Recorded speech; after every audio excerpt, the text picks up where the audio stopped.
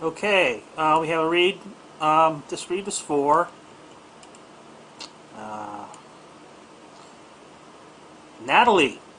Natalie asked, I would, let's see, be very interested in a read from you. I would like to know what 2011 will bring me concerning new relationships and existing ones.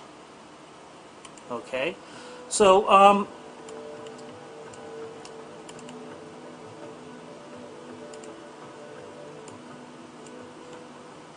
I did a very large spread. The spread that I did was, it's called a expectation spread. Um, the problem with the question, the way it was asked, is that it. Let me tune this down just a bit more. What it's asking about present relationships and new relationships. I would have preferred one or the other, but what I decided to do was just to try to compensate for the large spread. I didn't get the results I would have really liked, and in the future I'll probably narrow it down, and if I have to, just make the decision. But I went into this with the focus on both sorts of relationships, and I don't know if that's what caused the confusion in the spread, but I would like to think that since you're so relationship focused on both levels, that this read really showed that there's a lot for you in the next year to learn and to work with. And as we go through this, you'll see what I mean. Okay, the first two cards are relationships from the past, and we got the Five of Pentacles as well as the Six of Cups. The Six of Cups is about nostalgia, and since this is in the place of the past, it's very, very well placed. And so I imagine that your relationships have been charitable in the past. It seems to me that they've been, the vibration I get, they've been charitable in both respects, as if there's been a lot given and received. The next two cards are about your expectations of your present relationships, and you receive, or you got the High Priestess, which is a very meditative and almost psychic place to be.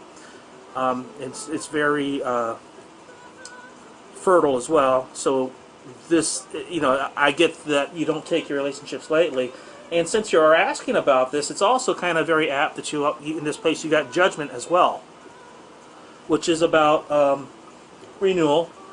It's about I kind of tend to think of the Judgment card as almost a combination of two other cards, almost a combination of Justice and the Tower, or of Death. It's a sense of renewal and rebirth and resurrection almost. And so it looks to me that there's going to be some changes in how your relationships work in this next year. And according to these cards, you got a lot of work ahead of you. And I don't mean that in a negative way. It just looks like there's going to be a lot to challenge you. The next is your future relationships, and you've got the Four of Wands, which is about victory and celebration, and that's the expectation, and that's a good one to have. But you also got with it the Chariot, which is about not always being in control, about being pulled more than one direction at once. So these relationships, as they come in, are going to be maybe a bit tumultuous. They're going to be something that's not going to necessarily be the those nice, calm people who enter your life and are always agreeable and always supportive, and things just never seem to have an issue with. Not those. The opposite of those. The kind of people come into your life and challenge you. The kind of people who come in that you enjoy being around, but at the same time they test you, they challenge you, they push your buttons, but they push the good ones as well as the bad ones. That's what I'm seeing coming, and how they come in, how they manifest. With 1,000 trumpets roar, so to speak. You got the Knight of Wands, and this may also symbolize an individual coming into your life. A male who has a lot of creativity, who has a lot of very fiery energy, but it's paired with the Two of Swords, which is about being crossed and being vexed and really kind of being in a place where you just can't let loose and let go, where you're kind of bound up on your own hang-ups, so to speak. So it makes for an interesting, an interesting pair of these two. That you've got all that fiery energy, and at the same time you're kind of bound up and kind of crossed. It's going to be interesting. Now, how will this change your life?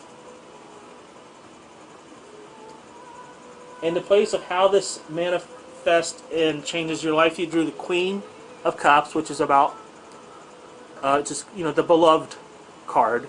It's about peace and tranquility and the kind of feminine energy and love that is very calm.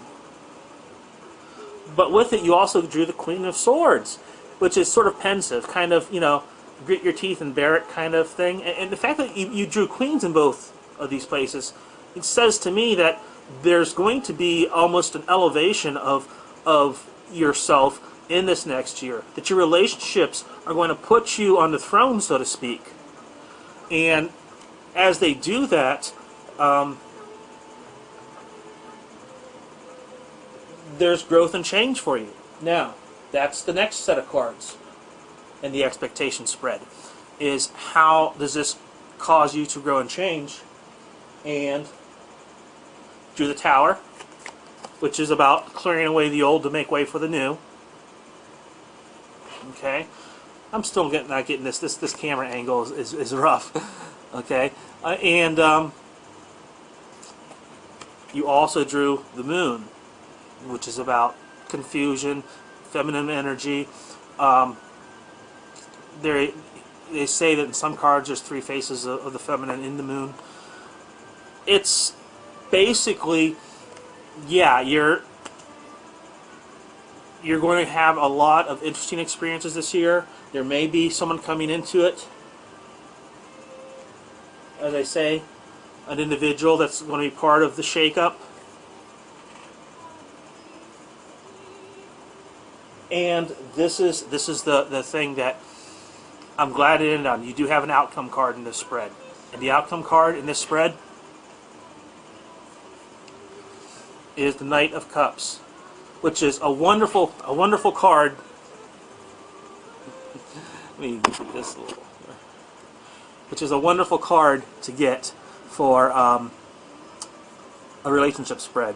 He's sort of, the knight riding in on a white horse. He's about love and giving and emotion. But this spread is about the next year. And my intuition tells me that this is the one you're going to be dealing with. Okay? This guy ain't going to come around till it's all over. So look at the next year as being the year it happens for you. Although, if I'm wrong, great. I'd rather be wrong in this instance and have it happen for you. I don't know what a lot of tarot readers are like, and in my experience with reads I've received, people want to always be accurate and always be right. I'm a little more down to earth than that. I'm not going to, throw all that granola and new age stuff about connection to angels and guides and whatever and all that. No, listen, it's as simple. I read the cards, and if I'm wrong, there are times I'd actually rather be wrong, and I'd rather this guy, knock on your door tomorrow. My track record is I'm right more often than I'm not. Matter of fact, my track record is, at this point, I'm going to say 90% or better. But I hope I'm wrong. This is an instance where I'd rather be wrong and have it happen for you tomorrow. But it looks like, according to the cards, according to the read, and according to my intuition about it, this is going to be a very interesting year. There's going to be some ups and downs. There's going to be a lot of learning. You're going to come out so much better for it. You're going to be put on the throne. It's going to be, you're going to be pulled more directions than once. You're going to meet a lot of interesting people. It's going to be confusing. There's going to be change. Okay? Change and confusion.